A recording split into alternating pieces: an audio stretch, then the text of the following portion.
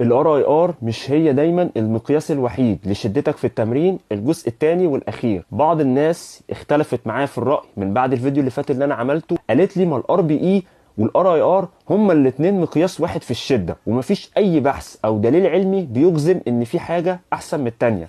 الحقيقه والصراحه انا متفق مع الكلام ده جدا، واختلاف الراي كده زي ما بيقولوا لا يفسد للود قضيه.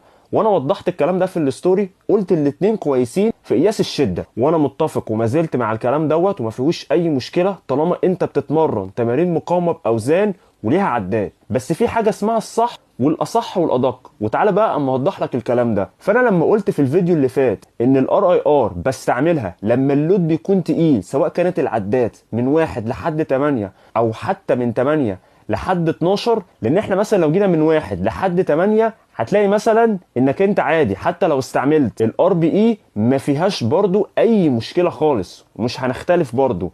يعني انت مثلا جبت 8 للفيلير واخرك وانت خلاص مش قادر، فساعتها الار بي اي هنا هيكون 10 لانك جايب اخرك، وساعتها الار اي ار هنا هيكون 0. طيب من 8 ل 12 نفس الوزن ده او اقل سنه، فبرضو مش هنختلف، هنمشي برضو على نفس الكلام. الار بي اي والار اي ار برضو ما فيهاش اي حاجه، مفيش اي قاعده ثابته، وما قصدتش ان في حاجه تكون احسن من التانية. طيب نيجي بقى لو انا عملت العداد بتاعتي من 12 فيما فوق، انا عايزك بس تفكر فيها معايا. انا ليه قلت الار بي اي بس بستعمله في الحاله دي؟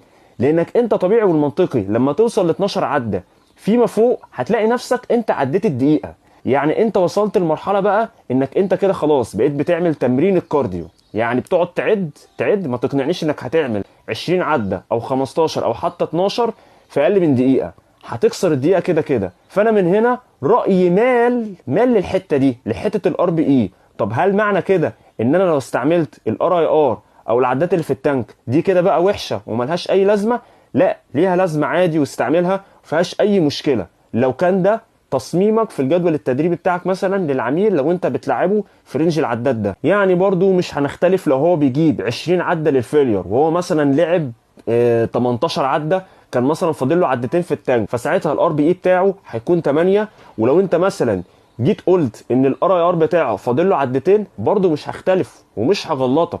بس انا كان ساعتها رايي في الحته ده كان مجرد تفضيل شخصي، بس ان الار بي اي بيميل في اي تمارين وبقولها تاني، تحمل بتعدي مثلا الدقيقه، ابتديت تدخل بقى في زون الدقيقه ونص والدقيقتين، انك لسه كل ده بتتمرن مجموعه واحده، وانك ما زلت بتحط اي ضغط على العضله، فساعتها رايي مال للار بي اي علشان كده. لكن بقى اللي احنا هنتفق عليه وما فيهوش اي نقاش او جدال، وده رايي واضح وصريح مني، ان اي تمارين تحمل، اي تمارين كارديو بتقعد فيها لمده معينه من الوقت وشغال حاطط ضغط على جسمك، فساعتها في الحاله دي بنستعمل الار بي اي.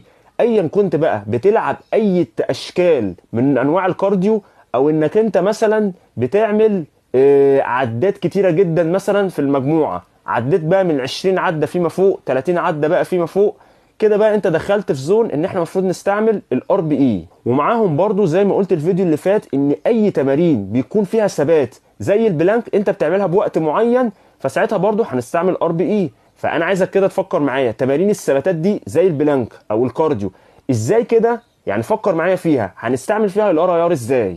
هنيجي مثلا هنقول فاضل كام عده ازاي؟